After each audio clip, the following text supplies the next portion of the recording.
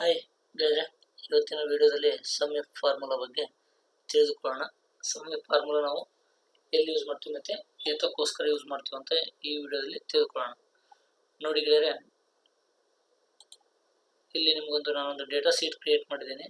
Some F formula data sheet. ಈ ಶೀಟಲ್ಲಿ ಏನಿದೆ, ಪ್ರಾಡಕ್ಟ್ ನೇಮ್ ಇದೆ, ರೀಸನ್ ಇದೆ ಮತ್ತು ಅಮೌಂಟ್ ಇದೆ.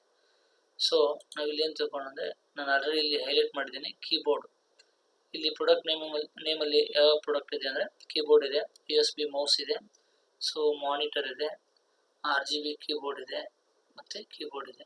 ಸೊ ನಮಗೆ ಸಮ್ ಎಫ್ ಫಾರ್ಮುಲಾ ಏನು ಮಾಡುತ್ತಂದರೆ, ಈಗ ನಮಗೆ ಒಂದು ಡೇಟಾ ಶೀಟಲ್ಲಿ ನಮ್ಮದು ಒಂದು ಪ್ರಾಡಕ್ಟು ರಿಪೀಟೆಡ್ ಆಗಿ ಬೇರೆ ಬೇರೆ ಡೇಟಲ್ಲಿ ಅಥವಾ ಬೇರೆ ಬೇರೆ ಪರ್ಸನ್ನು ಅಥವಾ ಬೇರೆ ಲೊಕೇಶನ್ನಲ್ಲಿ ಸೇಲ್ ಮಾಡಿರ್ತಾರೆ.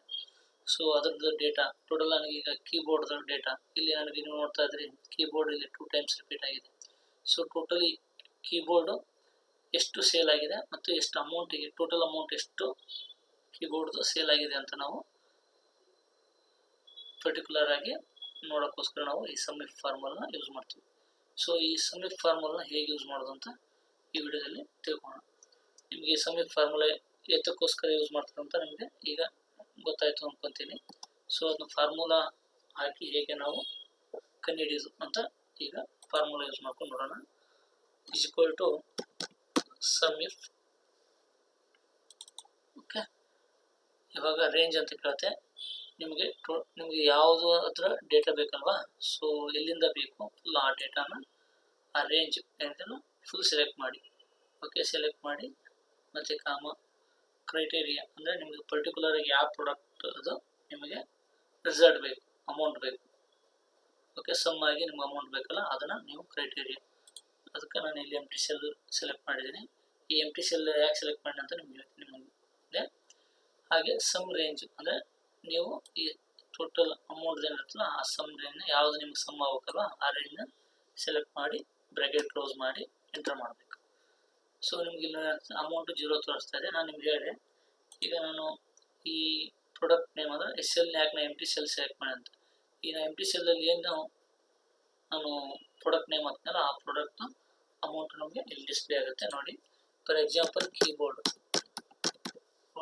ಸೊ ಎಂಟರ್ ನೋಡಿ, ನಿಮ್ಗೆ ಕೀಬೋರ್ಡ್ ಆಗ್ತಿದೆ ಅಂತ ನಿಮ್ಗೆ ಇಲ್ಲಿ ಅಮೌಂಟ್ ಬಂತು. ಸೊ ಈ 1200 ರೂಪೀಸ್ ಎಲ್ಲಿ ಬಂತು ಅಂತ ನೀವು ಈಗ ನೋಡೋಣ.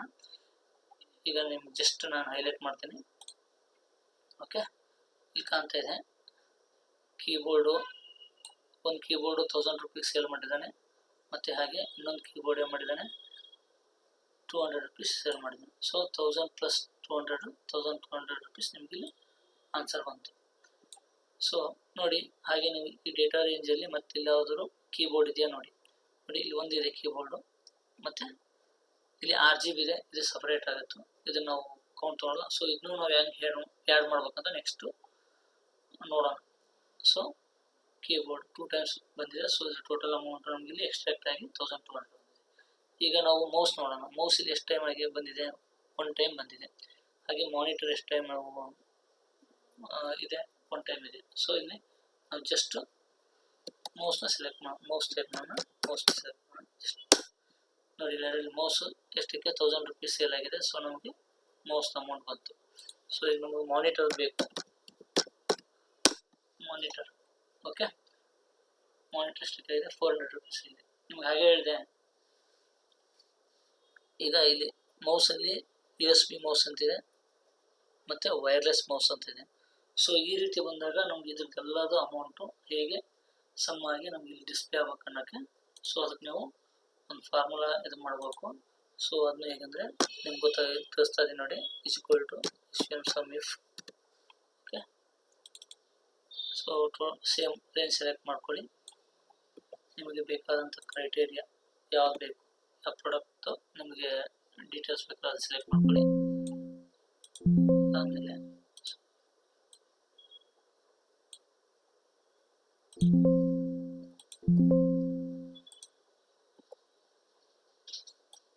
ಈ ರೇಂಜ್ನ ಸೆಲೆಕ್ಟ್ ಮಾಡ್ಕೊಳ್ಳಿ.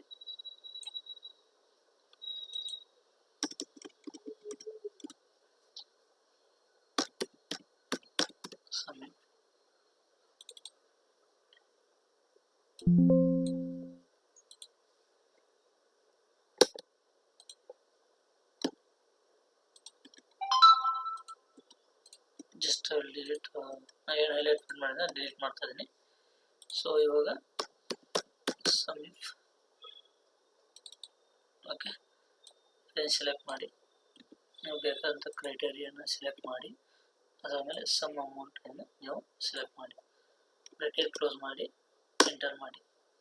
ಸೊ ಇವಾಗ ನಿಮಗೆ ಏನಾಯಿತು, ಇಲ್ಲಿ 0 ಬಂತು. ಸೊ ನಾನು ಜಸ್ಟ್ ಮೌಸ್ ಕ್ಲಿಕ್ ಮಾಡ್ತೀನಿ, 1000 ಬಂತು. ಸೊ ನಾನಿಲ್ಲಿ ನಿಮಗೆ ಮೌಸ್ ಅಂತ ಇದು ಮಾಡ್ತೀನಿ, ಸೇಮ್ ಬಂತು. ಸೊ ನಮಗೆ ಇಲ್ಲಿ USB ಮೌಸ್ ಮತ್ತು ವೈರ್ಲೆಸ್ ಮೌಸ್ದು ಅಮೌಂಟ್ ಆ್ಯಡ್ ಆಗಿಲ್ಲ. ಸೊ ಅದು ಆ್ಯಡ್ ಆದರೆ ನಮ್ಗೆ ಎಷ್ಟಾಗುತ್ತೆ, US ಮೌಸ್ದು 300 ಮತ್ತು ವೈರ್ಲೆಸ್ 800, ಟೋಟಲ್ 1100 ಆಯಿತು, ಪ್ಲಸ್ ಇದೊಂದು 1000. ಸೊ ಅಲ್ಲಿಗೆ ನಮಗೆ ರಿಸಲ್ಟ್ ಆ್ಯಕ್ಚುಲಿ ಎಷ್ಟು ಬೇಕಾಗಿತ್ತು, 2100 ಬೇಕಾಗಿತ್ತು. ಸೊ ಬಟ್ ನಮ್ಗೆ ಇಲ್ಲಿ ಏನಾಗ್ತಾಯಿದೆ, ಬರೀ 1000 ಡಿಸ್ಪ್ಲೇ ಆಗ್ತಾಯಿದೆ. ಸೊ ಅದಕ್ಕೆ ನಾವೇನು ಮಾಡ್ಬೇಕಂದ್ರೆ, ಈ ನಾವು ಒಂದೇನು ಪ್ರಾಡಕ್ಟ್ ನೇಮ್ ಇದೆಯಲ್ಲ ಅದರ ಪ್ರಿಂಟು ಮತ್ತು ಬ್ಯಾಕ್ ನಾವು ಏನು ಮಾಡಬೇಕು, ಜಸ್ಟ್ ಸ್ಟಾರ್ನ ಎಂಟ್ರಿ ಮಾಡಬೇಕು. ಮಾಡಿ ಇನ್ಸರ್ಟ್ ಮಾಡಿ ಎಂಟ್ರಿ ಕೊಟ್ಟರೆ ನಿಮ್ಗೆ ಗೊತ್ತಾಗ್ತಾ ಇದೆ, ಇಲ್ಲಿ 2100 ಬಂತು. ನಾನು ಆಲ್ರೆಡಿ ನಿಮ್ಗೆ ಹೇಳಿದೆ, ಈಗ ಹೈಲೈಟ್ ಮಾಡ್ತಾಯಿದ್ದೀನಿ ನೋಡಿ. USB ಮೌಸ್ 300 rupees ಮತ್ತು ವೈರ್ಲೆಸ್ ಮೌಸು 800 rupees, ಹಾಗೆ ನಾರ್ಮಲ್ ಮೌಸ್ ಎಷ್ಟು 1000 rupees. ಸೊ ನಾವು ಈ 3 ಅಮೌಂಟ್ನ ನಾವು ಆ್ಯಡ್ ಮಾಡಿದಾಗ ನಮ್ಗೆ ಎಷ್ಟಾಗುತ್ತೆ, ಸಮ್ ಮಾಡಿದಾಗ 2100 ಆಗುತ್ತೆ. ಸೊ ಇಲ್ಲಿ ನೋಡಿ ಏನಾಯ್ತು ಅಂದರೆ, ನಿಮಗೆ ಡೈರೆಕ್ಟಾಗಿ ಓನ್ಲಿ 1 ಮೌಸ್ದು ಡೇಟಾ ಸಿಕ್ತು. ನಾವು ಈ ರೀತಿ ಮಾಡಿದಾಗ ನಮಗೆ ಈ ಡೇಟಾ ರೇಂಜಲ್ಲಿರುವಂಥ ಎಲ್ಲ ಮೌಸ್ ಪ್ರಿಂಟ್ ಮತ್ತು ಬ್ಯಾಕಲ್ಲಿ ಯಾವುದೇ ಥರದ ಟೆಕ್ಸ್ಟ್ ಆ್ಯಡ್ ಆಗಿದ್ರು ಅದರ ಟೋಟಲ್ ರಿಸಲ್ಟ್ನ ನನಗೆ ಇಲ್ಲಿ ಡಿಸ್ಪ್ಲೇ ಮಾಡುತ್ತೆ. ಹಾಗೆ ಕೀಬೋರ್ಡ್ ನೋಡೋಣ, ಜಸ್ಟ್ ಸೇಮು, ನೀವು ಜಸ್ಟ್ ಇಲ್ಲಿ ಕೀಬೋರ್ಡ್ ಚೇಂಜ್ ಮಾಡಿ. ಓಕೆ, ಇವಾಗ ನಿಮಗೆ ಎಷ್ಟು 2200 rupees. ಈಗ ನಾವು ಚೆಕ್ ಮಾಡೋಣ, ಈಗ ಆನ್ಸರ್ ಕರೆಕ್ಟ್ ಆಯ್ತಿಲ್ಲ ಅಂತ. ನಾನಿಲ್ಲಿ ಬೇರೆ ಇದರ ಕಲರಲ್ಲಿ ಹೈಲೈಟ್ ಮಾಡ್ತಾ ಇದ್ದೀನಿ.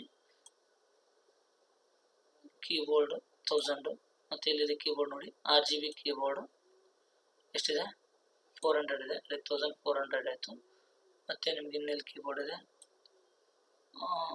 RGB ಕೀಬೋರ್ಡ್ ಮತ್ತೆ ರಿಪೀಟ್ ಆಗಿದೆ. ಸೊ 1400 ಪ್ಲಸ್ 600 2000 ಆಯಿತು. ಮತ್ತು ಕೀಬೋರ್ಡ್ ಇದೆ, ಸೊ 200, ಟೋಟಲ್ ಎಷ್ಟಾಯಿತು 2200. ನಮ್ಮದು ಏನಾಯಿತು, ರಿಸಲ್ಟು ಕರೆಕ್ಟ್ ಆಗಿದೆ. ಸೊ ಈ ರೀತಿ ನಿಮಗೆ ಪರ್ಟಿಕ್ಯುಲರ್ ಪ್ರಾಡಕ್ಟ್ದು ಡೀಟೇಲ್ಸ್ ಬೇಕಾದರೆ ನೀವು ಸಮ್ ಆಗಿ ನಿಮಗೆ ಇದು ಡಿಸ್ಪ್ಲೇ ಅಂದರೆ ರಿಸಲ್ಟ್ ಕೊಡುತ್ತೆ. ಸೊ ನಾವು ಹಂಗಾಗಿ ನಾವೇನು ಮಾಡ್ತೀವಿ, ಈ ಸಮ್ಮಿಕ್ ಫಾರ್ಮುಲಾ ಯೂಸ್ ಮಾಡ್ತೀವಿ. ಸೊ ನಿಮ್ಗೆ ಹಾಗೆ ಸಮ್ ಮತ್ತು ಸಮ್ಮಿಕ್ ಏನು ಡಿಫ್ರೆನ್ಸ್ ಅಂತ ನಾನು ತಿಳಿಸ್ಕೊಡ್ತೀನಿ. ಈಗ ಸಮ್ಮಿಕ್ ಏನಂತ ನಿಮ್ಗೆ ಗೊತ್ತಾಯಿತು. ಈಗ ಸಮ್ಮಲ್ಲಿ ಏನಾಗುತ್ತೆ ಅಂದರೆ, ನಿಮಗೆ ಜಸ್ಟ್ ಯಾವ ಪ್ರಾಡಕ್ಟ್ ಇರಲಿ ಯಾವುದಾರು ಇರಲಿ ಡೈರೆಕ್ಟ್ ಏನಾಗುತ್ತೆ ಅಂದರೆ ನಿಮಗೆ ಟೋಟಲ್ ಈ ರೇಂಜಲ್ಲಿ ಇರುವಂಥ ಎಲ್ಲ ಪ್ರಾಡಕ್ಟ್ನ ಡೇಟಾ ಇದು ಮಾಡುತ್ತೆ. ಅಂದರೆ ಸಮ್ಮು ಬ್ರಾಕೆಟ್ ಓಪನ್. ಅದರ್ವೈಸ್ ನೀವೇನು ಮಾಡಬೇಕಂದ್ರೆ ಇಂಡಿವಿಜುವಲ್ ಆಗಿ ಹಿಂಗೆ ಸೆಲೆಕ್ಟ್ ಮಾಡಬೇಕು. ಸೊ ಫಾರ್ ಎಕ್ಸಾಂಪಲ್ ನೋಡಿ,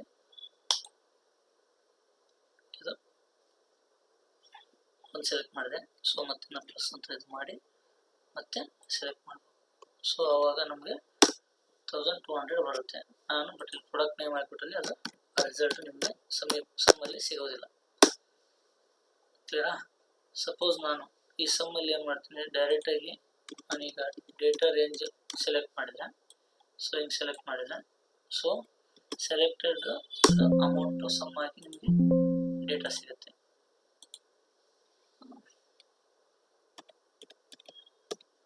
ಇಲ್ಲಿ ಡಬಲ್ ಬ್ರಾಕೆಟ್ ಕ್ಲೋಸಿಂಗ್ ಇದೆ. ಸೊ ನಿಮಗೆ ಈ ರೀತಿ ಸಮ್ಮಲ್ಲಿ ನಿಮಗೆ ಡೇಟಾ ಆ್ಯಡ್ ಹಾಕ್ಕೊಂತ ಹೋಗುತ್ತೆ. ಬಟ್ ನೀವು ಈ ಸಮ್ ಫಾರ್ಮುಲಾ ಯೂಸ್ ಮಾಡ್ಕೊಂಡು ಪರ್ಟಿಕ್ಯುಲರ್ ಪ್ರಾಡಕ್ಟ್ದು ಟೋಟಲ್ ಆಟೋ ಆ್ಯಡ್ ಮಾಡಿ ನಿಮಗೆ ರಿಸಲ್ಟ್ ಕೊಡಲ್ಲ ಸಮ್ಮಲ್ಲಿ. ಬಟ್ ನೀವು ಸಮ್ಮಿಕ್ ಫಾರ್ಮುಲಾ ಯೂಸ್ ಮಾಡಿದ್ರೆ ನಿಮಗೆ ಬೇಕಾದಂಥ ಪ್ರಾಡಕ್ಟು ಸೇಲ್ಸ್ ಆಗಿರ್ಬೋದು ಅಥವಾ ಅದರ ಅಮೌಂಟ್ ಆಗಿರ್ಬೋದು, ಕ್ವಾಂಟಿಟಿ ಆಗಿರ್ಬೋದು, ಸೊ ನಿಮ್ಮ ಟೋಟಲ್ ಡೇಟಾ ರೇಂಜಲ್ಲಿರುವಂಥ ಪರ್ಟಿಕ್ಯುಲರ್ ಪ್ರಾಡಕ್ಟ್ದು ರಿಸಲ್ಟ್ ನೀವು ಈ ಸಮ್ಮಿಕ್ ಫಾರ್ಮುಲಾದಲ್ಲಿ ತೊಗೋಬೋದು. ಈ ವಿಡಿಯೋ ನಿಮ್ಗೆ ಇಷ್ಟ ಆಗಿದ್ರೆ ಲೈಕ್ ಮಾಡಿ, ಶೇರ್ ಮಾಡಿ, ಸಬ್ಸ್ಕ್ರೈಬ್ ಮಾಡಿ, ಹಾಗೆ ಮುಂದಿನ ನೋಟಿಫಿಕೇಷನ್ಗಾಗಿ ಬೆಲ್ ಬಟನ್ ಪ್ರೆಸ್ ಮಾಡೋದನ್ನು ಮರಿಬೇಡಿ. ನಿಮ್ಮ ಸಪೋರ್ಟು ನಮಗೆ ಬಹಳ ಮುಖ್ಯ. Thank you.